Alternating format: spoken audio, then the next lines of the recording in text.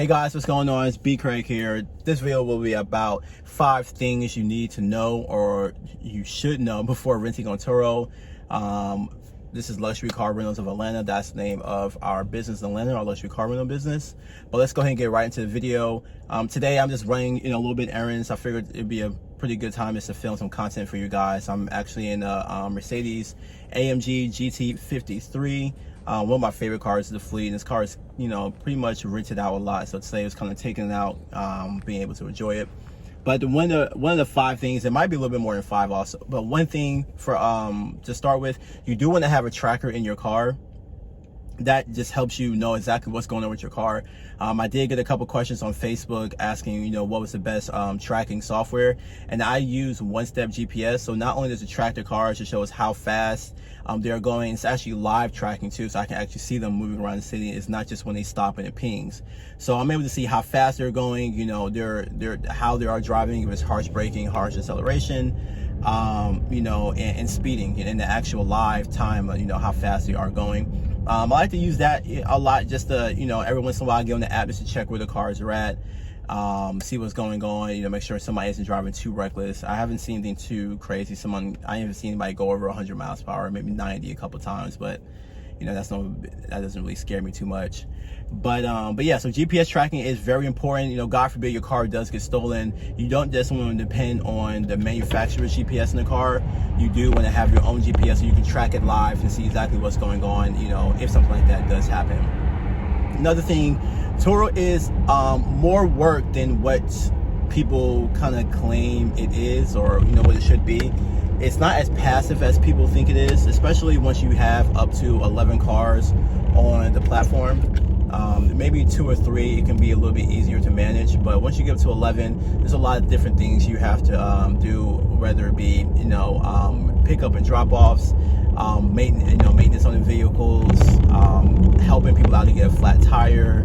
It's a lot. So my main problem, but not my main problem, the biggest thing when it comes to me with managing this whole fleet is logistics. So if I have to be at the airport at 1, have another pickup at 2, it's kind of just timing my whole day out right, so I'm not just racing all sorry about that glare too, guys. So I'm not just racing all throughout the city. Another thing, 3, I like to really focus on is punctuality. I always say, and I said in my last video also, that when somebody is dropping a car back off to me, returning back to me, I wouldn't want them to be late returning the car to me, so I'm not going to be late, giving the car to them, and sometimes once you are a little bit late with them, they might want that extra hour, 30 minutes, but with Turo especially, it doesn't work like that. Once the trip ends, that person's coverage, insurance, and everything ends on the car at that time. So if they do happen to crash a car and the trip ended already, you could be liable at paying those at paying those fees. So punctuality is a big thing for me. Just making sure, and that just goes with customer service, just making sure the car gets there on time. Also cleanliness. I wouldn't want to have a car returned to me or give a car out dirty. I make sure every time I get the cars back, we clean and sanitize them, we wash them up, have them looking good and pretty for the person. A lot of our cars are luxury cars, so the people who do take them out, they want to drive around town in a nice, clean car, and not something that's completely dirty or just going to be mismanaged.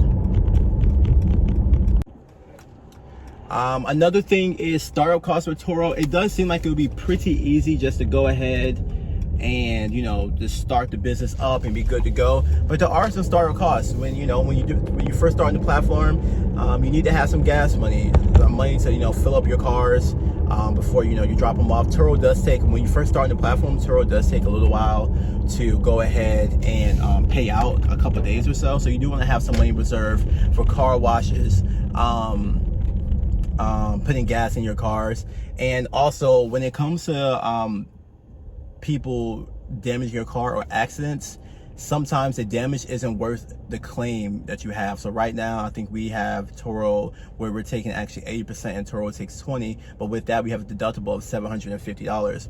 So with that deductible, if there is damage in a car and it's below deductible, Turo will tell you to work it out with the guest first, see if the guest will pay for it. And if they don't, then Turo go ahead and step in. If somebody just scratched one of my rims and it's $250, $300 to get fixed, it's not really worth filing a whole claim, a $750 claim for it. It just, it wouldn't make economical sense. in that point. So a lot of times when your cars do get damaged, you do want to have a little bit of pocket money to hurry and get your car back on the road. If you do want to wait for a Turo and you and a guest to kind of figure things out, yes, you do have a little bit of time in there to figure it out. But I like to, once something does happen to my cars, a lot of times I already have bookings already planned out for that week or month, so I need to go ahead and get this car fixed and back on the road as soon as possible.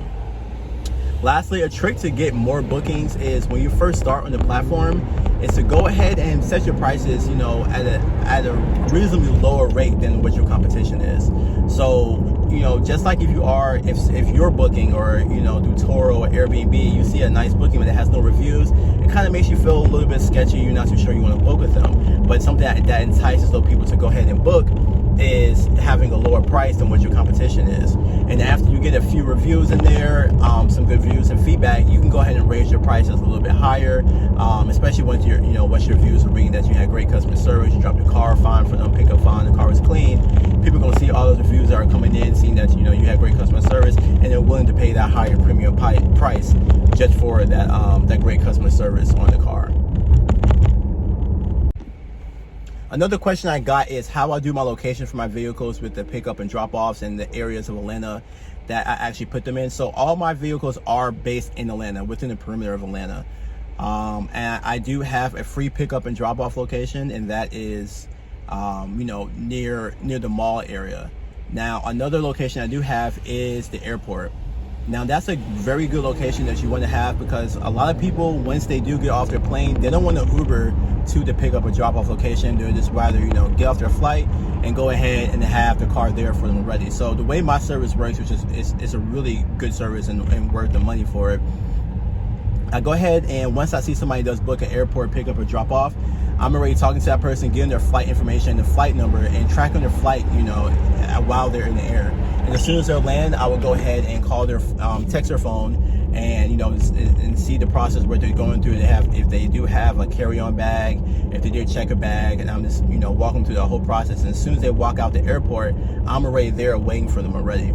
So, it's literally, they get off their plane, they get their bags, they walk out the terminal, the car's there waiting for them, help them put the bags in their car, and they're good to go from there. So that's the service I offer with the airport pickup, which is pretty amazing.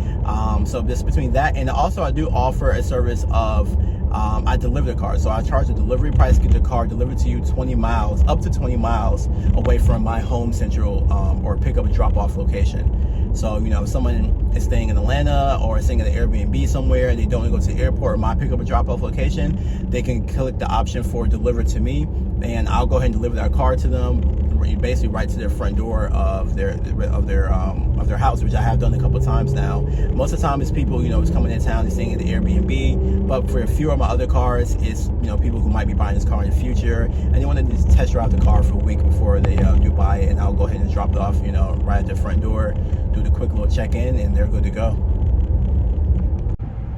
And I will be getting more content out to you guys like this. If you do have any questions, anything that I can cover in the next video, just go ahead and leave a comment below. Make sure you like and subscribe. This is a new venture of mine. As you know, my channel is mainly filled of stocks and options and the whole stock market. But this is a business that me and my family I went ahead and started. It's family ran, family owned, and you need a team to run a business like this, especially with a fleet of 11 cars. I can't imagine just running it with 2 people. It'd be super tough. But we all make it work, and we're just taking it as it goes and learning as we go. But thank you guys for watching. Make sure you go ahead and like and subscribe. Like I said, if you have any questions, just go ahead and put them in the comments below, and I'll try to get them all answered in the next video.